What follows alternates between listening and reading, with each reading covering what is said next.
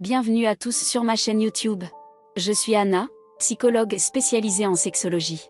Aujourd'hui, nous allons aborder un sujet intriguant, comment négocier un plan à trois en discutant de nos désirs et appréhensions. Que vous soyez curieux ou que vous envisagiez réellement cette expérience, cette vidéo est faite pour vous. Restez jusqu'à la fin, car je vais vous donner des conseils précieux pour une communication saine et épanouissante. Avant de commencer, n'oubliez pas de vous abonner à la chaîne, de liker cette vidéo et de laisser vos commentaires. C'est parti! Bienvenue dans cet article où nous allons explorer la délicate question de la négociation d'un plan à trois. Si vous êtes ici, c'est que vous avez probablement déjà envisagé cette aventure pleine de possibilités et d'excitation. Mais avant de vous lancer, il est important de prendre le temps de discuter des désirs et des appréhensions avec votre partenaire et le troisième partenaire potentiel. La communication ouverte et honnête est essentielle pour s'assurer que tout le monde se sente à l'aise et respecté tout au long du processus. Lorsque vous abordez le sujet des désirs, il est important de donner à chacun la possibilité de s'exprimer librement. Demandez à votre partenaire et au troisième partenaire potentiel ce qu'ils espèrent expérimenter dans un plan à trois. Quels sont leurs fantasmes, leurs curiosités et leurs envies les plus profondes ?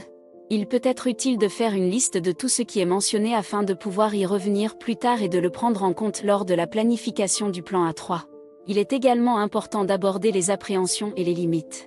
Tout le monde peut avoir des inquiétudes ou des craintes quant à la réalisation d'un plan à trois. Il est normal d'avoir des doutes et il est essentiel de les partager ouvertement. Parlez de vos limites personnelles, de ce que vous êtes prêt à faire et de ce qui est totalement hors de question. Assurez-vous de respecter les limites de chacun et traitez-les avec délicatesse et compréhension. Une astuce pour faciliter ces discussions est de les aborder dans un environnement détendu et sans pression. Choisissez un moment où tout le monde est calme et détendu, peut-être autour d'un verre de vin ou d'une tasse de thé. Créez un espace sûr où chacun peut s'exprimer librement, sans jugement ni pression. Au fur et à mesure que vous discutez des désirs et des appréhensions, il est important de garder à l'esprit que personne n'est obligé de se conformer à quoi que ce soit. La clé d'un plan à trois réussi est le consentement mutuel et le respect des limites de chacun. Personne ne devrait se sentir forcé ou contraint de faire quelque chose qui ne lui convient pas. Enfin, n'oubliez pas que la négociation est un processus continu. Une fois que vous avez eu ces discussions initiales, continuez à communiquer tout au long de l'expérience du plan à trois. Vérifiez régulièrement auprès de votre partenaire et du troisième partenaire potentiel pour vous assurer que tout le monde se sent toujours en sécurité et à l'aise. Si des ajustements doivent être faits, prenez le temps de les discuter et de les intégrer dans votre plan à trois.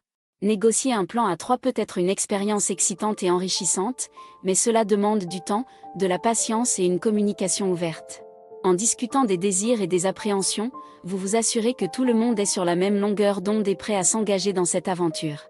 Alors prenez le temps de parler, d'écouter et de respecter les désirs et les limites de chacun.